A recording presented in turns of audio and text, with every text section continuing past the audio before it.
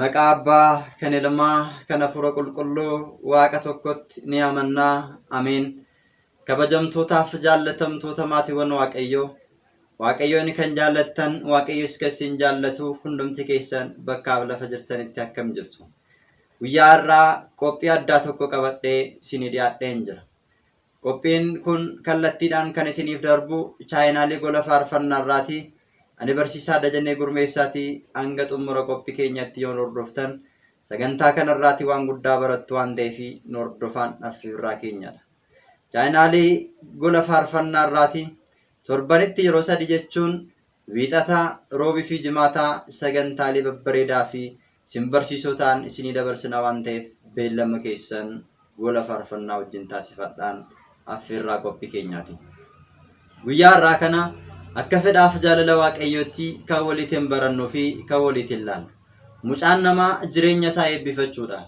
Hafuura hamaa, hafuura seexanaa, hafuura xonqolaa, hafuura matatii, hafuura jinnii, hafuura ineexalaa, hafuura budaa, hafuura zaarii fi xonqolaaf kan kana fakkaatan jireenya isaa keessaa baasuuf, jireenyi isaa akka isaa eebbifamuuf, gaa'elli isaa akka isaaf eebbifamuuf, akkamittiin akka inni kadhachuu qabuu fi iddoo kadhannaa akkamittiin akka qopheeffachuu qabu, yeroowwan kadhannaatti akkamittiin akka fayyadamuu qabuu fi hafuura hamaa seexana jireenya isaa keessaa baasuudhaaf akkamittiinis immoo akka inni sagaduu qabu, maal jedhees akka inni sagaduu qabu guyyaa har'aa kana qabadhee isinii dhiyaadhee waan jiru. Hanga xumuraatti yoo dhaggeeffattan qophii kanarraatii waan guddaa barattuun qophii keenya akkaaf dhaggeeffattan isin affeerra. Chaayinaalii kana subscribe share gochuudhaan inni hordofaan affeerraa qophii keenyaati. Egaatiin kadhadhaa ni argattu. Rukutaa isinii banamaa jedhee gooftaan keenya Yesuus Kiristoos wangeela Maatiyuus boqonnaa 7 lakkoofsa 7 irratti dubbatee jira. Mucaan namaa waan rakkate rakkoo isaa jireenyi isaa akka isaaf furamuuf gara uumaa isaatti gara Waaqayyootti akka inni kadhachuu qabu, Waaqayyo wajjin beellama akka inni qabachuu qabu macaafni qulqulluun nutti hima jechuudha. Jireenya keenya keessatti waan gaafii nutti ta'eef hiikoo isaa argachuudhaaf, jireenya keenya keessatti wanta nutti ulfaate hundumayyuu deebii kan itti dhaabne, abdii kan itti kunne, jireenyi keenya gaara tabba nuti ta'e kana yoomiyyuu bira gahuu hin dandeenyu, maalumaaniyyuu ce'uu hin dandeenyu jennee abdii kan itti kunnee teenyu. Waaqayyo irra kaawwannee kadhannaadhaan yoo gaafanne Waaqayyoon uumaa keenya biraatti deebii gahaa argachuu dandeenya. Kanaafuu kadhannaan karaalee ittiin Waaqayyoon wajjin haasofnuu fi karaa ittiin Waaqayyoon jireenya keenya ittiin eebbisu, gaafii keenyaaf karaa ittiin deebii argannu keessaa isa tokkodha. Hangafa raajotaa kan ta'e qulqullichi Museen waa'ee jireenya isaa fi jireenya saba Israa'eliif jecha tsoomiidhaan kadhannaadhaan gara Waaqayyootti deebuudhaan yeroo 570 ol qaal baqaaleedhaan Waaqayyoon wajjin haasa'uu kan danda'e kadhannaaf tsoomii siglata fayyadamuudhaan. Kanaaf nutis jireenya keenya keessatti waan gaafii nuti ta'e deebii argachuudhaaf kadhannaadhaan Waaqayyoon gaafachuun barbaachisaadha. Galaana Eertiraa addaan kutee saba Israa'eliin akka isaan ce'anii fi yommuu beelaan maannaa samiidhaa isaanii buusee Waaqayyoon akka nyaatan kattaa keessaa bishaan burqee akka dhugan kan taasisee kadhannaa raajicha Museeti. Kanaafiyyuu nutis jireenya keenya tabba nuti ta'e jireenya keenya hidhamee jiru hiikuudhaaf kadhannaan murteessaa waan ta'eef egaa kadhannaa dhuunfaa fi kadhannaa maatii, kadhannaa waldaa jedhamee bakka saditti qoodama. Kanaaf kadhannaawwan kana keessatti egaa haala kamiitiin kadhachuu qabna kan jennu guyyaa har'aa kana waliitiin ilaallaa jechuudha. Jalqaba irratti namni kadhannaa gaggeessuudhaan dursa, kadhannaa kadhachuudhaan dursa maaltu isarraa eegama jennee yoo ilaallu haala hunda dura yeroo kadhannaatiin dursa gara kadhannaatti seenuudhaan dursa namni kan inni qopheeffachuu qabu iddoo kadhannaa qopheeffachuun barbaachisaadha waan ta'eef iddoo kadhannaa akkamittiin akka qopheeffachuu dandeenyu waliitiin daawwannee deebina. Hanga xumura qophii keenyatti nu faana tura.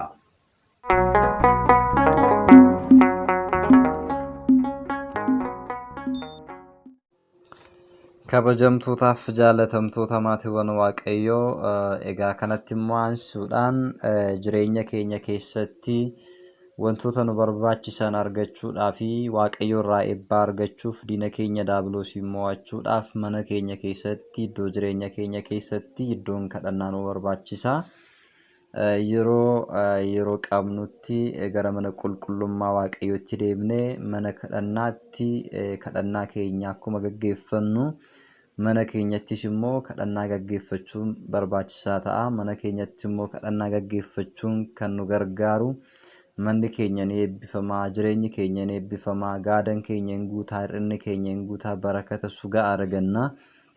Hafuurri hamaan jireenya keenya keessaa, mana keenya, gaadaa keenya, maatii keenya keessaa akka bahuu fi waan waaqayyo irraatii barbaannu hojii gaarii hundumayyuu kan ittiin argachuu dandeenyu kadhannaadhaan waan ta'eef kana argachuuf immoo iddoo kadhannaa qopheeffachuun barbaachisaadha jechuudha. Iddoo kadhannaa kana immoo haala kamiitiin qopheeffachuu qabna kan jennus beekuun barbaachisaadha jechuudha.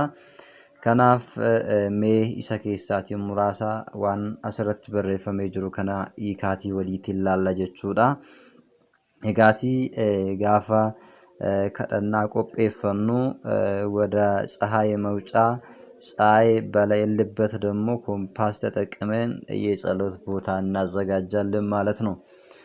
ከደና ከደና ቆጴፈቹዳፊ ከለቲ ባሃቲን ዮኪንሞ ገረ ባሃቲ ገረገሌ አከከዳቹ ደንደኙቲ ዶ ከደና ኬኛ ቆጴፈቹን በርባችሳታ ገረ ባሃ ከነሞ ቤኩዳፍ በክት ኑራኪሱ ዮጅራቲ ኮምፓሲን ፈየደሙ ደንደሱ የቹዳ ነሞን ቢያ አላኬስ ጀርተን ኬሱ መትዩ gara biyya keessanitti immoo gaafa galtanitti iddoo kadhannaa keessanii egaa akkamittiin akka qopheeffachuu dandeessan yoo baratan qopheeffachuun sin dhibu jechuudha. Kanaaf yeroo kadhannaa qopheeffannu maal fayyadamuu qabna kan jennu ሲሎች ተባርኮ በቅባ ቅዱስ ተቀብቶ በፍሬም ተሰርቶ መሆን አለበት ይላል። ሲሊወን ኑቲዶ ከደናቲ ቆጴፈኑ ኩኔጋ jalqabatti ቅባ ቅዱሲዳን ዮኪን ዲበተ ቁልቁሉዳን ዲበማኒ ፍሬሚዳን ሆጀተመኒ ታው ደንደኡ ሲረጅራታ ፍሬሚ ጋፈ ጀኑ አለ ከናን ጀቹዳ መስታወቲ ሰጀጠሙን ጀቹዳ ወሌት ይላላ አለ ሰናቲን ሆጀተመኒ ታው ደንደኡ ሲረጅራታ ጀዳ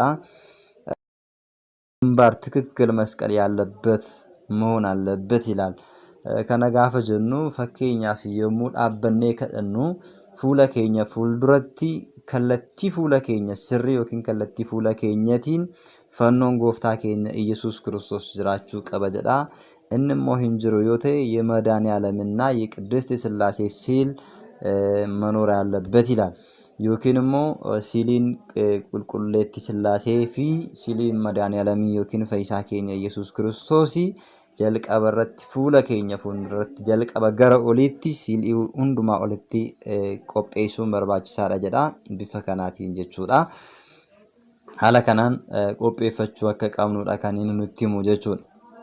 Eshi innis immoo qibaa qiddusiidhaatiin dibamee eebbifamuu qaba, fireemidhaan hojjetamuu qaba jechuudha.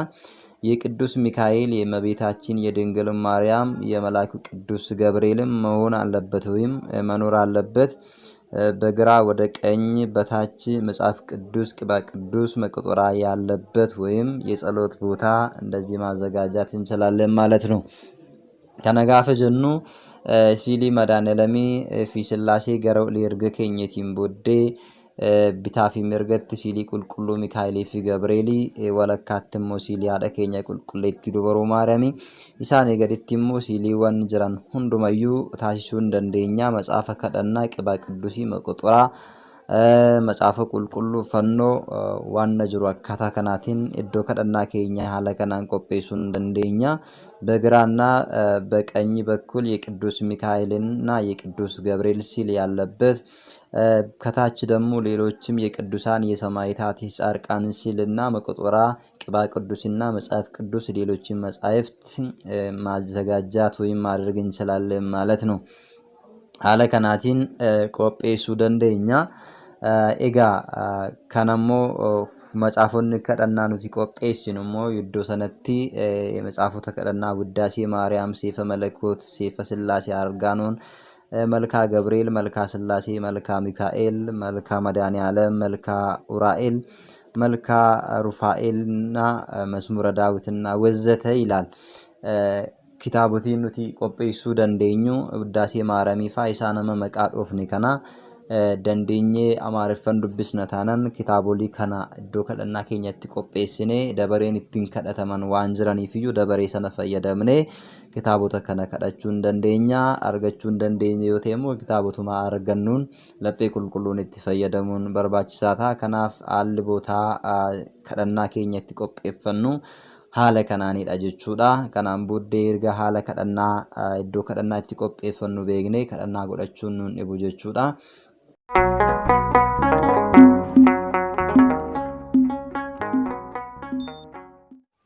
Kabajamtootaaf jaalatamtoota maatiiwwan Waaqayyo, egaatii iddoo kadhannaa akkamittiin akka qopheeffachuu qabnu hundi keenya barree jira. Erga iddoo kadhannaa akkatti qopheeffannu barreetiin booddee immoo yeroowwan kadhannaa yeroo akkamii kadhachuu akka qabnu immoo waliin ilaaluun dirqama waan ta'eef mee kallattiidhumaan gara qophii kanaatti darbinee yeroo akkamii akka nuti kadhachuu qabnu maaliifis akka kadhannu waliitiin daawwannee deebina. Amma xumura qophii keenyatti nu faana turaan affeerraa qophii keenyaati.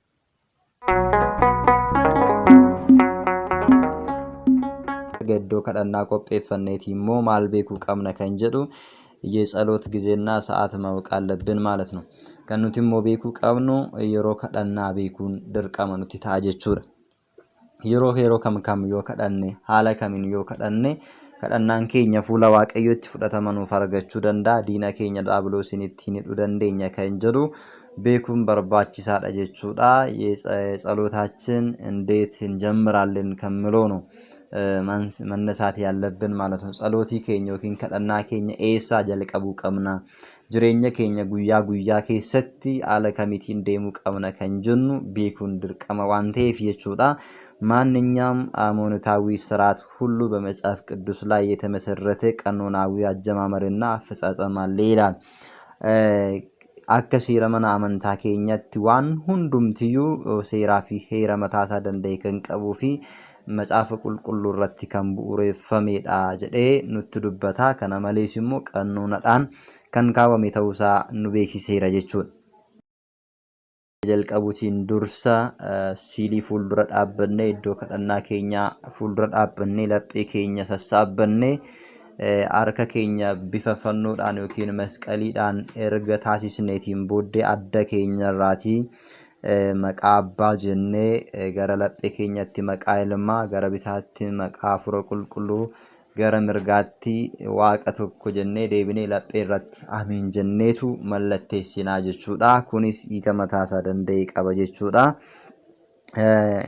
ጋራ ኡሊቲ አደ ኬኛራ ገራ ለጴ ኬኛቲ ገዲ መለቴሱን ኬኛ ማላገርሲሰ ጀኔ ይወላለ ከላይ ወደ ታች መማተባችን የእግዚአብሔር ልጅ ራሱን ዝቅ አድርጎ ሰው መሆኑን ለመገለጽ ሲሆን ይላል። ዋቅኒ ኬኛ ጎፍታን ኬኛ ኢየሱስ ክርስቶስ ኑፋይሱ ዳፍጀቸ ጅሬኛ በረበራ ኑፍ ከኑ ዳፍጀቸ ኦፊሳ ገዶፍ ቀቤ ገረብየ ለፋት ዱፉሳ ገደሜሳ ደኬኛ ቁልቁለይቲ ዱርቦ ማርያም ኬሰ ብሉሳ ከኑ አገርሲሱ ዮታኡ ገረቢታቲሞ መለቴሱን ኬኛ አከመጫፍኒ ቁልቁሉን ኑቲ ጀቹዳ ቢታ ከን ዳበተን ጩበሞታፊ አጋኒንቶታ ተኡሳኒ ገረ ምርጋቲሞ ጋፈ መለቴሱኑ ቁልቁሉማ ከን ሆሎታን ፈኬፈሙ ዮኪንሞ ቁልቁሉማ ዳንጅራቹ ኬኛ ከነገርሲሱ ዳየዳ ግራ የሚለው ቃል በመጽሐፍ ቅዱስ የፍየሎች ወይም የኪፎች ቦታ እንደሆነ ተጠቅሷል። በጎችን በቀኙ ፍየሎችን በግራ ቆማቸዋለሁ ብሎ በማቴዎስ ወንጌል ምዕራፍ 5 ቁጥር 33 ላይ ጽፏል አስቀምጧል ማለት ነው። ከናፊ ገረቢታ ጋፈጀኑ ሬኦታን ወሮጂ ጋሪን ቀምኔ ወረጮ በሞታ ታአኒን ከንፈከፈም ገረምርጋ ጋፈጀኑሞ ኦሎታን ኦጂ ጋሪ ከንቀበን ቁልቁሎታን ጻርቃኖታን ከንፈከፈም ዋንቴፍ ኩኒቲን አደባሱ ዳፍ ጀቹዳ ከናፍ ኑቲ ኦጂ ጋሪ ህንቀምኑ ዮቴ ጎፍታን ኬኛ ኢየሱስ ክርስቶስ ወንጌላ ማቶሲ በቁና ደግደሚሻን ሶዶሚ ሰድራ ካስኔ ጋፍ ዱብስ ኔጋ ወሬን ኦጂ ጋሪ ህንቀምኔ ሮታን ከንፈከፈምን ጮበሞታን በረዱፋቲ ሳትማል ጀዳና ነሲንም ቤኩ ዱጉማ ነሲኒን ጀዳና ራዴማኒ ሳኒን ጀዳ ጀዴ ይፋኒ ፈትዱበቴ ዋንተ ጅሮፊዳ ጀቹዳ ከናፊ ወረ ከራ ምርጋ ወሉታን ፈከፈመንሞ ሲንሞ samii fi lafti osoo uumamin dursa kan isinii qophaa'e koottaatii gara mootummaa waaqayyotti galaa beeloof naanna nyaachistaniittu dheebonnaan na obaastaniittu qullaa taanaan natti uffistaniittu jedhee seerota wangeelaa 6 achi keessatti barreeffamanii jiran kana caqasee fi gara sanitti galchee jechuudha. እናንተ የአባቴ ቡሩካን ናቸው ዓለም ሳይፈጠር በፊት የተዘጋላቸው ወደ ቅድስት አገር ወደ መንግስት ሰማያት ግቡ እያለ ያስገባቸዋል ማለት ነው ጻድቃንን ከናፍ bal'inaan achi keessatti dubbistanii ilaaluu dandeessu waan ta'eef gara mirga isaa kan jiraniin akkaataa kanaan gara mootummaa isaatti galcha jedhee macaafa kanarratti kaa'ee waan jiruuf fakkeenya kanaatiin mirgi qulqullootaan bitaan cubbamootaan fakkeeffamuu isaa ibsuudhaa fi nutis immoo kaleessa siyoolii keessa turre cubbuu hojjechaa turre cubbuu keenya irraa immoo kiristoosiin dhiqannee qulqulloofne gara mirgaatti gara gannataatti deebineerra jennee kan itti waadaa galluuf kanaan booddee gara cubbuutti akka hin deebine kan ittiin mallatteessinu yookiin waadaa itti gallu ta'uu isaa nu ibsa jechuudha. Gama biraatiin immoo mallattoo fannootiin of mallatteessuun keenya maaliif barbaachise kan jedhu beekuun barbaachisaadha. Mallattoo fannootiin of mallatteessuun keenya tokkoffaa መስቀል የክርስቲያንነት አርማችን ስለሆነ ነው። mallattoo eenyummaa keenya mallattoo bilisummaa keenya waan ta'eefidha. Galaatiyaa boqonnaa 6:14 gaafa dubbistan maal jedha ani fannoo gooftaa koo Yesuus Kiristoos malee waan biraatiin of jajuun narraa fagaatu jedhee diina keenya fuulduratti kan ittiin of jannuu fi kan ittiin muhannu mallattoo fannoo isaa ta'uusaa kan nu hubachiisudha waan ta'eef iyyuu kanaafi mallattoon fannoo isaa mallattoo eenyummaa keenyaati. mallattoo of jajina keenyaati kanaafidha fannoon humni keenya fannoo isaatii kan nu jabeessu fannoo isaatii fannoon isaa firaa keenyadha fannoon isaa fayyisaa lubbuu keenyaati. warri Yihuudootaa isa ganu nuti garuu itti amannaa warri itti amannus fannichaan ni fayyineerraas jennee galata maaramii yookiin wuddaasee maaramii keessatti kan ittiin of jaju keenya yookiin fannoon jireenya keenya ta'uusaa kan ittiin ibsinu kanaafidha jechuudha. gama biraatiin ለመፋረቲ መስቀል የእውነተኛ ሰላም መድረክ ስለሆነ ነው ይላል። ፈኖን ጎፍታ ኬኛ ኢየሱስ ክርስቶስ መለቶ ነገኛ ዱጋታ ኡሳ መለቶ ነገኛ ዱጋታ ኡሳ ከንቲን ቤግኑዳ ከናፍ ቁልቁሉም ጳውሎስ ማልጀዴ ዋቀይ ወንተ ሁንዱማ ካራ ኢሳ ኦፊቲ አራርሴ ዲጋ ክርስቶስ ይሰፈኖ እረቲ ደንገለኤኒስ lafa irratti samii irrattis nagaa buuseera jedhee fannoorra ooluudhaan nagaa buusuusaa Qolaasiyaas boqonnaa 2:20 irratti dubbatiisu jira jechuudha. Kanaafuu mallattoo nageenya keenyaa mallattoo bilisummaa keenyaati jennee afaan guunnee kan dubbannuuf kanaaf waan ta'eef mallattoo fannootiin kan of mallatteessuun barbaachise kanaaf. Sadaffaarratti hojii keenya kamiyyuu jalqabu keenya dursa mallattoo fannoo gooftaa keenya Yesuus Kiristoosiin of mallatteessuu of eebbisuu fi sammuu keenya keessatti illee mallattoo fannoodhaaniin maal gochuu danda'utu nurra jiraata of eebbisuu danda'utu nurra jiraata jechuudha. ganas qulqulluun Phaawulos ani waaqayyoof jiraachuudhaafan karaa seera jalaa du'e ani Kiristoos wajjin fannifameera eegaa si'achi Kiristoos isaa ana keessatu jiraata malee anatu jiraata miti jireenya isaa amma fooniin jiraadhu immoo ilma waaqayyo isa na jaallate ofii isaas dabarsee isa anaaf kennetti amanuudhaan nan jiraadha jedhee qulqulluun Phaawulos hojii isaa dura waan hundumayyuu waaqayyoon akka abdatu Galaatiyaa boqonnaa 2:20 irratti kaa'eera. inni duraa Galaatiyaa boqonnaa 1 Qolaasiyaas boqonnaa 1:20dha. arfaffaa irratti immoo egaa masqala yookiin immoo fannoo gooftaa keenya Yesuus Kiristoos immoo kan ittiin of mallatteessinuuf kan barbaachisee fi oolmaa waaqayyoon gooftaan keenya Yesuus Kiristoos መድኃኔዓለምን nuuf oole yaadachuudhaan jedha. መስቀሉን ማሰብ የመድኃኔዓለምን ክርስቶስን የመስቀል ላይ ውለታ ማሰብ መሆን በጸሎታችን መጀመሪያ በትምህርተ መስቀል እንማተባለን ማለት ነው። kanaaf oolmaa isaa yaadachuudhaan nuuf jecha fannoorra ooluusaa gidiraa arguusaa dhukkubsachuusaa jireenya keenya du'a jalaa baasee jireenya nu kennuusaa yaadachaa mallattoo fannootiin kan of mallatteessinu ta'uusaa gooftaan keenya Yesuus Kiristoos nu ibsee jira. inni biraa የጸሎት ጊዜና ሰዓት ነው። yeroon kadhannaa akka mana amantaa keenya nu barsiistutti yeroowwan kadhannaa torbatu jiru jechuudha. torban kun immoo maaliif barbaachisanii maal irratti hundaa'u kan jedhu gabaabsinee waliin laallaa. Inni jalqabaa inni tokkoffaan ganama gaafa lafti bari'u gara barii sa'aatii 11tti kaanee waaqayyoon kan itti galateeffannudha. Akka faranjootaatti sa'aatii 5dha. inni kuni maaliif barbaachise yoo jenne በማለዳ ድምፄን ትሰማለህ በማለዳ ፊቴም ይቆማለሁ ይላል ነብዩ ቅዱስ ዳዊት ገነመ ፉለኬ ዱረነን አበዳ ገነመ ሰገሌ ኬነን ደጋ ጀዴ ፋሩሳ በቁና ሸንረት ካይቱ ጅራ ከናፍ ገነመ ሰገሌ ነመከሚዮ ሶን ደጋን ፉለ ነመከሚዮ ሶን አርጊን fuula waaqa keenyaa arguun sagalee waaqa keenyaa dhagahuun waaqayyoon waammachuun barbaachisaa waan ta'eef ganama halkaniin kaanee fuula waaqa keenyaa fuuldura dhaabbannee kan nagaan nu bulchite nagaan nu oolchi badii keenya nuuf dhiisii karaa keenya hojii keenya nuuf sirreessi jennee waan barbaannu hunduma waaqayyoon uumaa keenyatti himannee eebbifamnee gara hojii keenyatti bahuudhaaf jecha ganamaan kaanee fuula waaqayyoo dhaabbannee waaqayyoon kadhachuun barbaachisaadha jechuudha. Inni biraan immoo ganama sa'aatii 11 irratti jechuudha. Kan inni kadhachuun barbaachiseef yaadannoodhaaf yaadannoo kanas gaafa jennu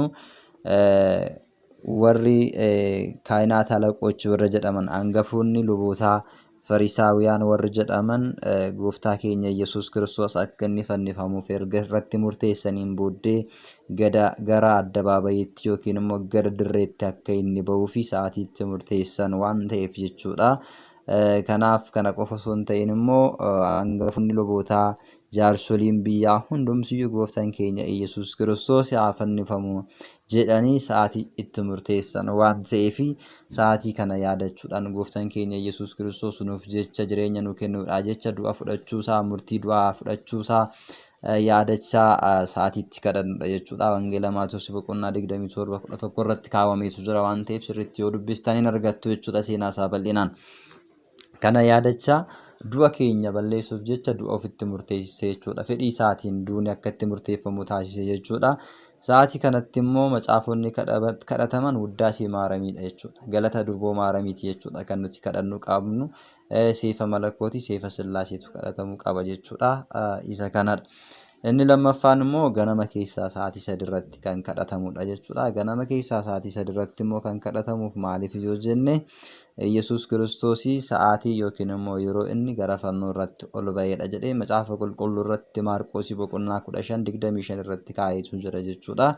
Sa'aatii kana yaadachuudhaan nu fayyisuudhaaf jecha ba'aa keenya baatee fannoo irratti ol ba'uusaa yaadachaa sa'aatiitti kadhannuu fi kana qofa osoo hin ta'in immoo sa'aatii kanatti misiraachoo ergamaa qulqulluun Gabri'eeliin haadha keenya Durboo Maaramiitti dhaloota gooftaa itti hime waan ta'eef sa'a kanas yaadachaa hin kadhanna. Kanammoo kadhannaan nuti kadhannu argaanuunii fi malkaa Gabri'eelidha jechuudha. Sa'aatii kanatti kana sababeeffachuudhaan ni kadhanna. Taansinee sa'aatii kanatti kan kadhannu yoo ta'e sa'aatii 6 ሰዓት ላይ sa'aatii 6 irratti immoo gooftaan keenya qorichi keenya Yesuus Kiristoos sa'aatiitti harki isaa fi lukti isaa fannoo irratti itti chankarame yookiin rukutamedha jechuudha. Sa'aatiin kun sa'aatii 6dha. Luqaas boqonnaa 23 lakkoofsa 44 irratti kaastanii yoo dubbistan kan argattan waan ta'eef sa'aatiin kun egaa sa'aatii cinqiidha. Yeroo kanatti egaa ergamoota keessaa qulqulluu Mikaa'elii obsa dadhabe yeroo kanatti jedhee kaa'eetu jira. Kanaaf sa'aatii kanatti macaafonni kadhataman malkaa Sillaasee fi malkaa Mikaa'eliitu kadhatama jechuudha. Inni itti aanu sa'aatii 9 afaffaarratti jechuudha. Sa'aatii 9 irratti maalatti sa'aatti jedhu giziidhaani. Kun immoo maalni sa'aatii gooftaan keenya Yesuus Kiristoos fedhii isaatiin lubbuu isaa fi foon isaa gargar baasee itti laate lubbuu isaatiin gara Si'oolii deeme foon isaadhaan immoo egaa sa'aatii lubbuu isaadhaan gara Si'oolii deeme tafatsame sa'aatiitti jedhee raawwateera sa'aatiitti jedheera. Wangeela Yohaannis boqonnaa 19 lakkoofsa 30 irra gaafa dubbisnu jechuudha. የአዳም ተስፋ መፈጸሙን እየተናገረበት ሰዓት በመሆኑ ነው። ሰዓቲ የጋ አብዲን አዳም ወጋ ኩመሸኒ በሸኒ ገቻ ቱሬ ሲፍራ ወዳ ካን ጀዴን ilmoo kee irra dhaladheen si fayyisa jedhee waadaa kan galeef sana sa'aatiitti isaaf raawwatedha jechuudha. Sa'aatiin kun lammaffaan immoo kanaan booddee diinni ijoollee Addaam bituunsaa hafeera raawwateera kanaan booddee bilisummaadha jechuudhaaf gooftaan keenya Yesuus Kiristoos ተፈጸመ ብሎ ተናግረዋል ማለት ነው። ሌላ ደግሞ ይሄ ሰዓት የሐዋርያት ለሐዋርያትም የጸሎት ጊዜ እንደነበረ በመጽሐፍ ቅዱስ ተጽፏል ማለት ነው። ቅዱስ ጴጥሮስና ቅዱስ ዮሐንስ ወደ ቤተክርስቲያን ሲሄዱ አንድ ሽባ የሆነ አንካሳ የሆነ በሩ ላይ ተቀምጦ ለምን ነበረ ይላል የሐዋርያት ሥራ ምዕራፍ 3 ቁጥር 1 ላይ እሱም እነሱም በለመነ ጊዜ እኛ ምንም የምንሰጥ ገንዘብ የለንም ያለውን ግን እንሰጣለን አሉ። እንግዲህ በጌታችን በኢየሱስ ክርስቶስ ስም ተነስና ተመላለስ አሉና ሽባ የነበረውን አንካሳ የነበረውን እንዲፈወስ አደረጉ ማለት ነው። ጎፍታን ኬኛ ኤጋ ሰዓቲን ኩንሞ ገመብራቲን ሰዓቲ ሰገለረቲ ሰዓቲ ዱከቦን ጎፍታ ኬኛ ኢየሱስ ክርስቶስ ይትቀዳቻ ቱረኔ ጀዳሜ መጻፈ ቁልቁሎ ጂዱ ከቦታ በቁና ሰድረት ካውሜሱ ጅራ ኩንሲ ጴጥሮስ ፊ ዮሐንስ ገረ ቤተ መቅደሲት ከደናፍ የና ዴማ ቱረንቲ ነምን ሽማተኤ ከራረታ አቱሬ ቶኮ ጅራ namni kunis immoo egaa saanti baqadachaa waan tureef waan qabdan irraa na hirmaadhaannaan waan qabnu siif kallaanna nuti saanti basiif laannu hin qabnu maqaa gooftaa keenya Yesuus Kiristoosiin ka'eetii deemi jedhanii namni sun akka inni fayyee deemu taasisaniiru jechuudha. Kanaaf kana yaadachuudhaan egaa hin kadhatama jechuudha. Inni biraan sa'aatii 11 jechuudha. Sa'aatii 11dha. Macaafa kanarratti kan hin barreeffamne kan bira darbe sa'aatii 11 irratti immoo guyyaa keessa sa'aatii foon gooftaa keenya qoricha keenya Yesuus Kiristoos fannoo irraatii Niqoodimoos fi Yoosef haati keenya durboo Maariyaamiin buusanii gannazanii yemsiisuudhaan gara boollaa itti geessan du'a isaatiin du'a keenya cabsuudhaaf ilkee du'aa cabsuudhaaf jireenya nu kennuuf jecha sa'aatii gooftaan keenya Yesuus Kiristoos gara awwaalaa itti bu'ee gara foon isaatiin gara awwaalaatti itti deemee ta'uu isaatii waan ta'eef sa'aatii kanas yaadachaa ni kadhanna jechuudha. Inni kun shanaffaadha. Ja'affaan immoo galgala gaafa irriibaa yookiin immoo irriiba dura sa'aatii 3 irratti jechuudha. Irbaata erga nyaannetiin booddee sa'aatii 3 irratti kadhannaa gaggeessina jechuudha.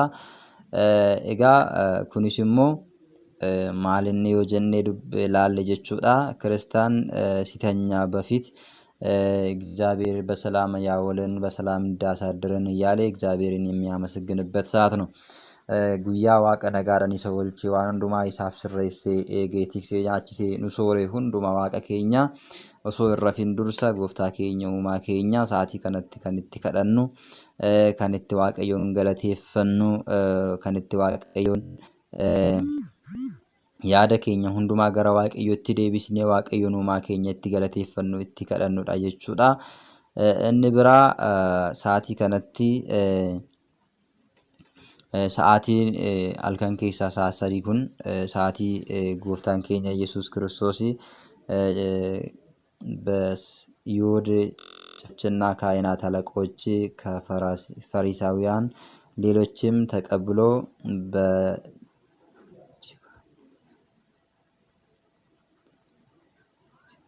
sa'aatii itti qabamedha gooftaan keenya. Sa'aatiin kun wangeela Yohaannis boqonnaa 18 lakkoofsa 3 irra gaafa dubbistan gooftaan keenya Yesuus Kiristoos sa'aatii itti qabame ta'uusaa dhiphina fudhachuudhaaf sa'aatii itti qabame ta'uusaa kan nu yaadachiisu waan ta'eef sa'aatii kana yaadachaa kadhanna. Sa'aatii kanatti nutis immoo egaa akkuma gooftaan keenya Yesuus Kiristoos nuuf jecha qabame nutis immoo kadhannaadhaan diina qabnee balleessuudhaaf jireenya keenya keessaa baasuudhaaf sa'aatiitti kadhannudha. Sa'aatiin dhuma halkan keessaa sa'aatii 6. Asirratti barreeffamni sa'aatii 6 irrattis waaqayyoon uumaa keenya hin kadhanna kaane. Maaliif sa'aatii kanatti kadhanna? Sa'aatii kanatti egaa gooftaan keenya Yesuus Kiristoos sa'aatii itti dhalate, sa'aatii itti du'aa ka'e, sa'aatii lammaffaa immoo deebi'ee itti dhufu jedhamee waan amanamuuf sa'aatii kanatti egaa nutis kaanee jireenya bara baraa argachuudhaaf hafuurota mootaa mo'achuudhaaf jireenya bara baraa argachuudhaaf sa'aatii kanatti hin kadhannaa waaqayyoon hin galateeffannaa. Argaanonii fi margaa rufaayilii sa'aatii kanatti kan kadhannu ta'uusaa nuuf barreeffame. kabajamtootaa fi hordoftoota chaayinaalii gola faarfannaa eegaatii irra deebiidhaan ammas dhufnee jirra. haala iddoo kadhannaa fi akkamittiin immoo akka kadhannuu fi maaliif akka kadhannuu fi yeroo kadhannaa maal akka ta'e bal'inaan hubannee jirra. Erga kana hubanneeti immoo amma gara kadhannaatti galuudha jechuudha kan nuufi. Gara kadhannaatti gaafa gallu immoo maal jennee kadhachuu qabna kan jedhu jalqabarraa galata maaramii irraati jalqabna waan ta'eef galata maaramii haala kamitiin kadhanna kan jedhu waliitiin laallaa wajjiniin haa hordofnuun affeerraa qophii keenyaati. Gooftaa keenya Yesus Kiristoositti qaamaaf guutuu dhagna keenya mallattoo gooftaa keenya tulluu qaraanii warratti yaadachuudhaan yeroo sadii haa eebbifannu.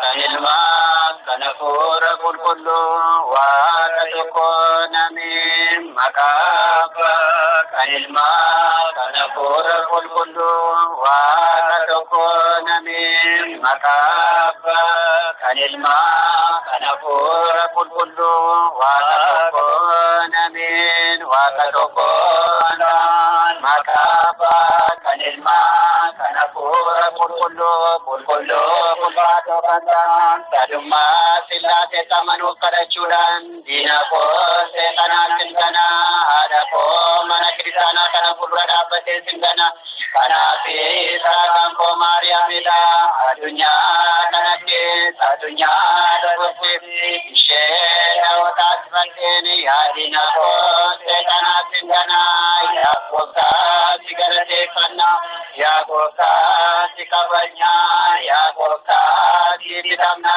yaa gooftaa maqaa kee qulqulluun galateeffanna jirbundumtoo kan si sagadna araadumtoo si bitama waaqa waaqota gooftaan gooftota mootiin moototaa sila uumaan foonii fi lubbuu sila isiniif yeroo na kadhattan akkaana jedhaan kadhataa jedhe qulqulluu hirkee kan barsiisetti waammanna yaa abbaa keenya samii irraa kan jiraattu maqaan kee haa galateeffamu mootummaan kee haa dhufu jaalalli kee samii irratti akkuma ta'e akkasumas lafa irratti haa ta'u kan nu gahu buddeena keenya irraa nuuf kenni yakka keenya nu dhiisi nunis kan jiraatan bakka nu qorumsaatti nu galchi namarraa nu wajji malee mootummaan kan keetiyoo humnis galannis bara baraan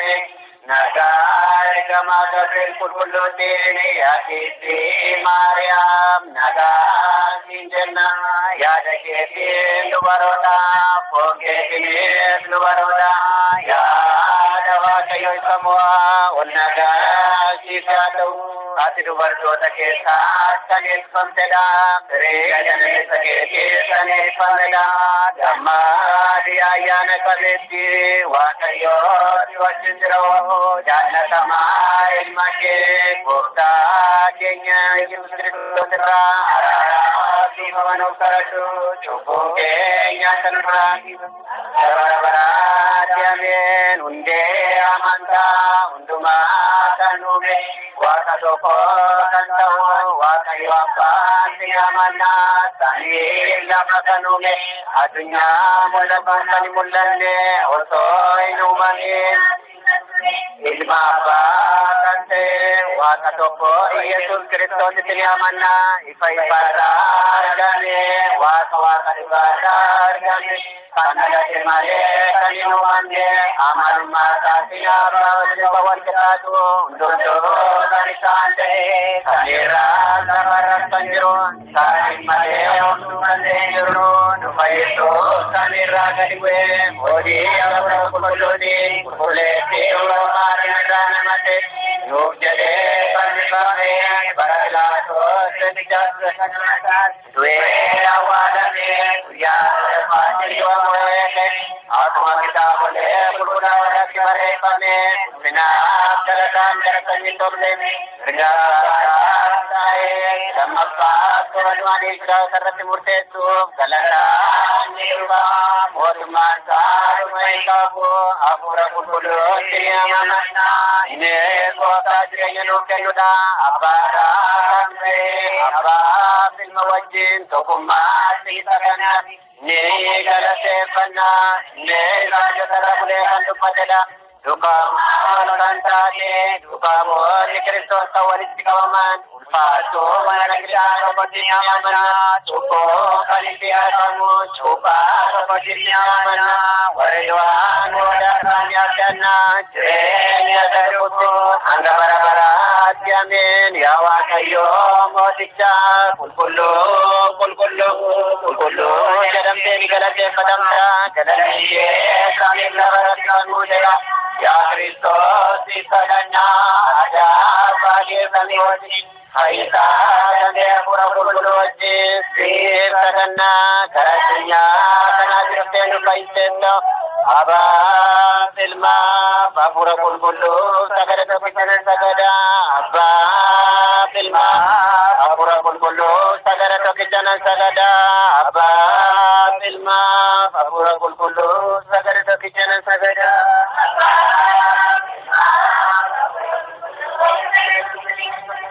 Aba ilma fahura kullu sagada tukena sagada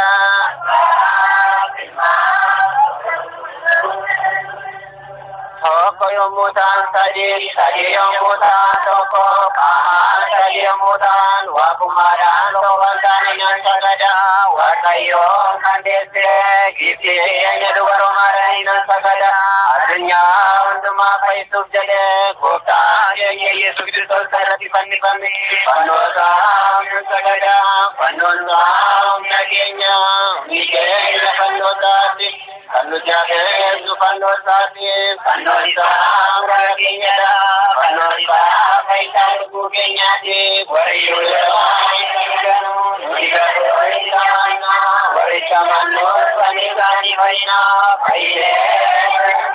Abab galanya tahu, ilmab galanya tahu, apura kulkulu fis galanya tahu.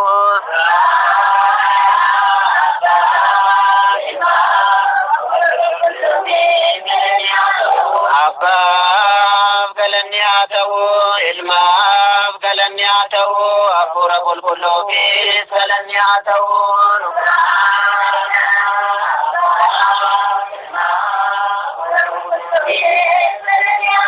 Abab galanya tahu, ilmab galanya tahu, apura kulkulu fis galanya tahu.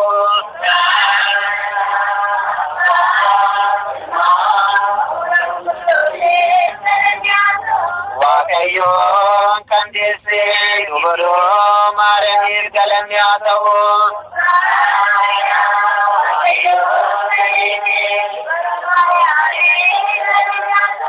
Anno kota kenya Yesus Kristus ibis galanya tahu.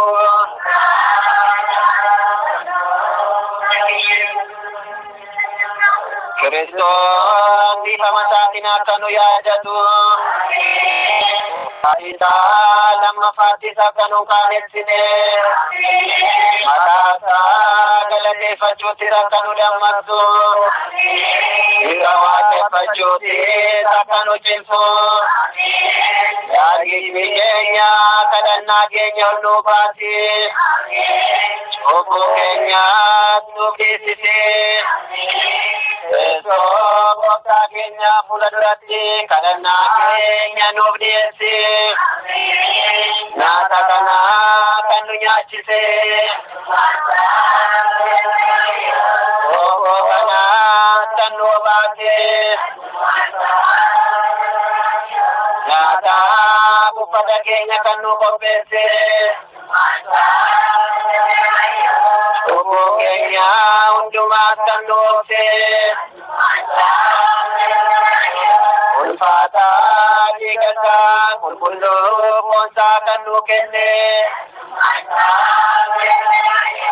Angayero kanatis kanu gaye wakayuan kau galanya tau kanikade seduro maran kalamiyaatau mafata pandosa bis kalamiyaatau matar waaqayyo akka galatomu yeroo anda bara kalamiyaatau yaagirti keenyaaya nagaan sifatau jecha sisaganna sisamarra tameejumni kadhanna jechuudha jedhi abbaatii ilaahii jedhi walaa yaaraan ureettisi waaqayyo lubbumaadhaan galleesse kadhannaa giiftii keenya maariyaamii jette lubbuun koo waaqayyo guddaan ni galateeffatti hafuurri koo waaqayyo fayyisaa kootti ni gammaddi salphinaa garbichi isaa argeera kunoo har'aa jalqabee dhaloonni lubbuun galateeffatu inni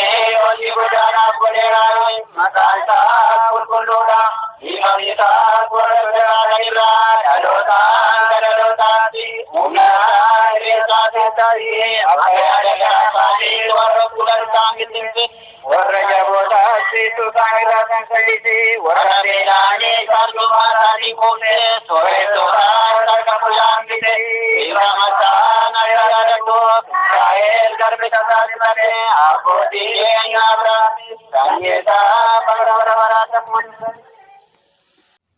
Kabajamtootaaf jaalatamtoota hordoftoota chaayinaalee gola faarfannaa. Egaa barnoota guddaa akka argachaa jirtan abdii qabna. Subscribe share gochuudhaan amma sangadhuma sagantaa keenyatti akka hordoftanii isin affeera. Egaatii kadhannaa yeroo hundaa galataadha keenya qulqulleettii dubaroo Maariyaam kadhannaa yeroo hundaa isa jedhamu haala kanaatiin jechuudha kan gaggeeffachuu qabu.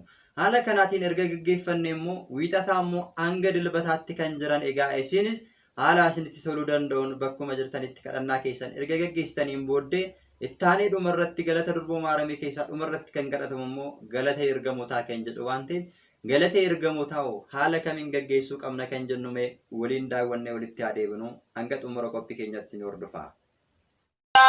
Ergamoonni golgaa keessatti Maariyaamiin ajjaansawan galaanni siifatu jecha ishee galateeffatu ergamaan Maariyaamiin deebi'aa fudhatu jedhe gara kee ni dhufa gara keettis ni bula akkamitti mana hiyyeessaatti bula akkuma hiyyeessaatti samiirraa bu'ee amalummaa ishee amalummaa isaatti badeedha. Jajaabaatiif gabriel ergamame waaqayyo abbaa biraa ergame gara biyyaa akka ergameedhaa jedhamtu gara dubaroo ijoolleen Israa'el ta'is tokkotti maqaan dubaroo kanaas Maariyaam jedhama ergamaan gara isheetti seene akkana jedhe waaqayyo foon keerraa foon lubbuu keerraa lubbuu fudhate waan sirraa nama ta'eef gammachuutti himnidha. Ati dubartoota keessaa kan ibsamtedha sagalee dhageessirraan kan ta'e maatii akkana jette harka fuudhee galataa akkasii akkamitti naaf erga ergamichis akkana jedheen yaa Maariyaam hin sodaatin waaqayyo biraa ulfina argatteetta kunoo ni ulfoofta ilmaas ni deessa maqaa isaas Yesuus jettee ni moggaasta. Ilma waaqayyo jabaa jedhama waaqayyo teessoo Daawit kan abbaasaa ni kenna inni Islaamiyaa irratti bara baraatti mo'a mootummaa isaa dhuma hin qabu hafuurni sirbanisa kuni waan dinqiidha akkamitti naaf ta'a jette ergamitti deebisee akkana jedhan hafuurri qulqulluun siisa humni waaqayyo sirra bula kan sirraa dhalatu kuni sadaan qulqulluu keessa qulqulluu isa tokkodha lammii gamilgalchaati Israa'el akkasuma seenataa jirtu dulluma keessa ulfoofte ilma argatte erga ulfoofte kuma jajjaate waaqayyo foonfilataa hin jiru haaraanis ergamichaan akkuma jecha keetii naaf haa ta'u ani waaqayyo Gabriel ergamaan jedhu garuu Maariyaam ulfinnee galanni si haa ta'u waaqaa dandeessee qulqullooftu waan taateef bultoo waaqayyo waan taateef dunkaana miidhagdee waan taateef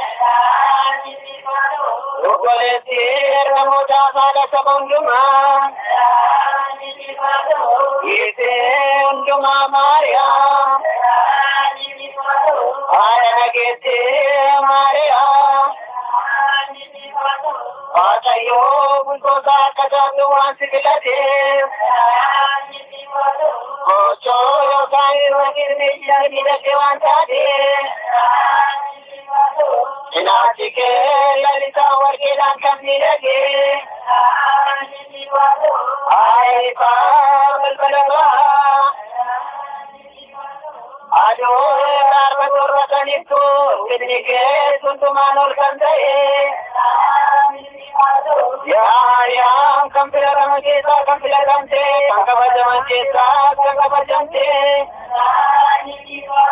Goka Paita Kenya, Yeso Sirto Serrano, Barato, Aganu Paisu, Baratatine, Ramo, Kakukula, Wajinero, Muti, Kulo, Karamirkata, Chupamo, Karamita, Ayamula, Nune, Koreka Maisano, Yohane, Chubawachi, Kulo, Tamoy. Jaalatamtoota fi kabajamtoota chaayinaa ligola faarfanna. Qophiin irraa akkisinii darbaa jiru akkisin gammachiisee fi isinitti tole abdii qabna.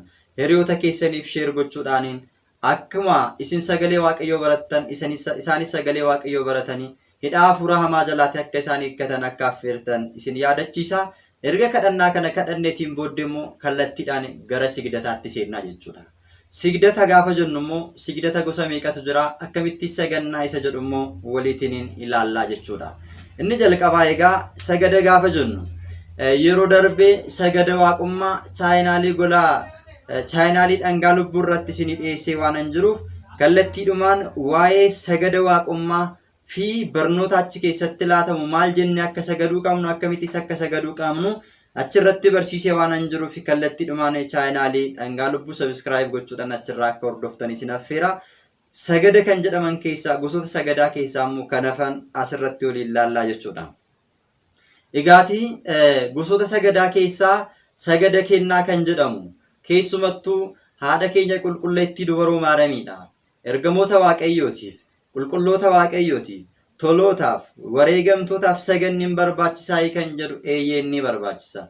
Sababiin isaa maaliifi kabaja warra barbaachisuuf kabaja kennaa jedhee akka isaaniif sagannuu fi akka isaan kabajnu kan muude kan eeyyame waaqayyoodha waan ta'eef. Qulqulluun Phaawulos ergaasaa warra Roomeedhaaf erga boqonnaa 8 lakkoofsa 35 irratti gaafa ilaallu erga waaqayyoon akka waan isaan cubbuu hin qabneetti isaan filatee isaan lakkaa'ee eenyutu isaan addeessuu danda'a jedhee barreessee jira. Kanaafiyyuu kan waaqayyoon filate kan waaqayyoon adda baaseen mormuun hin danda'amu waan ta'eef akka kabaja isaaniif laachuun barbaachisaa waan ta'eef ergamootaaf qulqullootaaf wareegamtootaaf tolootaaf saganni kennaa ni barbaachisaa jechuudha. Sagada kana gaafa sagannu immoo maal jenneetu saganna yoo jenne jalqaba irratti kan ergamoota ilaalla. Ergamootaaf gaafa sagannu kabaja kennaati. Kabaja ulfinaati waan ta'eef ulfinni isaaniif waan barbaachisuu fi sigdata kana ni saganna. Fakkeenyaaf ergamoota keessaa qulqulluu Mikaa'eliin yommuu sagannu qulqulluu Mikaa'eliidhaaf nan sagada jennee saganna. Qulqulluu Gabrieliidhaaf nan sagada jennee saganna. Qulqulluu Rufaa'eliidhaaf Uraa'eliidhaaf nan sagada jenneetu sagada kana sagada ulfinaa kana isaaniif ni sagannaa jechuudha. Qulqulloota immoo yoo ta'an qulqulloota keessaa kan akka abbaa keenya Abuna Garba Manfas Qiddusiif Abuna Garba Manfas Qiddusiif nan sagada. Abuna Tagilamaanutiidhaaf nan sagada. Abuna Abtamaaramiidhaaf nan sagada. Abuna Zaaraa Dingiliif nan sagada. Qulqulloota kan ta'an hunduma isaaniidhaaf maqaa isaanii dha'uudhaan nan sagada jennee sagannaafi jechuudha. Wareegamtoota yoo ta'an immoo kan akka qulqulluu Goorgisii fa'aa kan akka qulqulluu Istifaanos fi kan akka qulqulleetti Arseemaa fa'aa kan akka qulqulluu Yohaannisii fa'aadhaaf immoo maqaa isaanii waamne qulqulleetti Arseemaadhaaf nan sagada. Qulqulluu Yohaannis Cuuphaadhaaf nan sagada. Qulqulluu Goorgisiidhaaf nan sagada jennee akkaataa kanaan sagannaafi jechuudha. Kanaafuu akkaataadhuma kennaa isaaniitiin nan sagadaafi jennee maqaa isaanii waamne gaafa nuti sagannu diinni ni gubataa jechuudha. Inni kun sagada kennaati jechuudha. Lammaffaa irratti immoo sagada haadha keenya qulqulleettii dubaroo maaramii kennaan kan ishiidhaaf laatame kadhannaadhaan akka nuuf kadhattu gara waaqayyotti akka nu araarsituuf yeroo hunda ishee yaadachiisuudhaaf nuti sagada kennaa hin sagannaaf. Eenyurraa barree Wangeela Luqaasii boqonnaa 1 lakkoofsa 28 irratti nagaan siif haa ta'u yaa ayyaana qabeettii ati dubartoota hunduma keessaatii kan kabajamtedha. Firiin gadameessa kee keessa jirus kabajamaadha jedhee qulqullichi Gabri'eel misiraachoo gammachuu kanaan ishii kabajeetu jira jechuudha. Kanaaf akkuma nagaa ergamaa qulqulluu Gabri'eelitiin nagaa siin jenna jennee galata dubaroo Maaramii keessatti ishii galateeffannu ulfinnii fi kabajni siif ni ta'a jechaa yeroo 21 isheedhaaf ni sagannaa jechuudha. Kabaja kan kenneef Waaqayyoodha. Ulfina kan kenneef Waaqayyoodha. Waaqayyo Tsiyoon filateera. Bultoosaa akka taatuufis jaallateera. Ishee keessaas ilmi dhalateera jedhee faaruu Daawit 131 lakkoofsa 13 irratti inni barreeffamee jiru. Kabajaaf ulfina ishii waan ta'eef kabaja ishii kanaaf ulfina ishii kanaaf haadha keenya qulqulleettii dubaroo Maaramiidhaaf kabajnii fi ulfinni siif haa ta'u yaa qulqulleettii dubaroo Maariyaam jechaa yeroo 21 isheedhaafis ni sagannaa jechuudha. Kuni sagada kennaa jedhama jechuudha.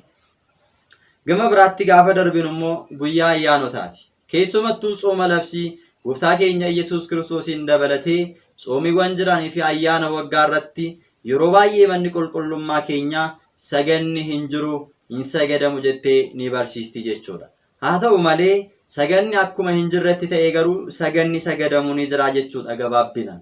Gaafa 29, gaafa 21, gaafa 12 sanbataa fi qidaamee guyyoota shanan kanaa fi guyyoota ayyaana yookiin ba'aal waggaa kan ta'an irratti saganni nuti sagaduu qabnu ni jira jechuudha. Sagada keessaati sagada waaqummaa osoo hin taane sagada kennaa osoo hin taane saganni nuti sagannu addatti guyyaa ayyaanotaaf ni jira jechuudha. Kanammoo akka hin sagadamneef saganni kaan akka hin sagadamneef kan murteesse mana amantaa keenyadha. Abboota keenyarraa hin beeknu waan ta'eef seera daangaa abbootiin kee kaa'an hin diigin jedhee Iyyoob akkuma dubbate daangicha diiguu osoo hin ta'in isa jirutti fayyadamuun barbaachisaa waan ta'eef guyyoota kana maal jennee saganna yoo jenne fakkeenyaaf gaafa 12, gaafa 21, gaafa 29 ayyaana gooftaa keenya Yesuus Kiristoos dhaloota isaa gaafa 12 Mikaa'el gaafa 21 ayyaana qiiftii keenya dubaroo Maaramii qidaamii fi sanbataa fi ba'aalii waggaa gaafa ta'u yookiin ayyaanota waggaa gaafa ta'u sagada gabaabduu ni sagannaa jechuudha. Maal jechaa sagannaa? Galanni abbaaf haa ta'u, galanni ilmaaf haa ta'u, galanni hafuura qulqulluuf haa ta'u, qulqulluu Waaqayyoo, qulqulluu kan hin duune, qulqulluu baraan jiraataa, qulqulluu jechaa maqaa kana waamaa akkuma maqaa kana waamneen ni sagannaa jechuudha. Ilaalaa. Kanaafiyyuu isaan kun sagada maalii jedhamu? Sagada guyyaa ayyaanotaa jedhamaniitu beekamu. ስብሐት ለአብ ስብሐት ለወልድ ስብሐት ለመንፈስ ቅዱስ ቅዱስ እግዚአብሔር ቅዱስ ኃያል ቅዱስ እያለን እንሰግዳለን ማለት ነው። ክብራን በዓላት ሲሆን ማለት ነው። ከናፉ አካታ ከናቴን ኒሰገና ጀቹudha ijoollee waaqayyo inni biraan sagada gaabbiiti. Cubbuu keenyaaf gaabbii erga galleen booddee abbootii gaabbii keenya bira deemnee gaabbii erga fudhanneetiin booddee sagada innaanu kennan sagadi gaafa nuun jedhan tsoomi kadhadhu gaafa nuun jedhan waa'ee cubbuu keenyadhaaf ni sagannaa jechuudha. Gaafa sagannuu maal jennee sagannaa? Sagalee keenya ol kaasnees ta'uu danda'a. Sagalee keenya gabbuusnees haala kadhannaa keenyaan mijeeffannee maal jennee saganna yoo jenne maal jennee akka sagannu walumaas hin daawwannee adeebinu hanga xumura qophii keenyaatti nu hordofaa.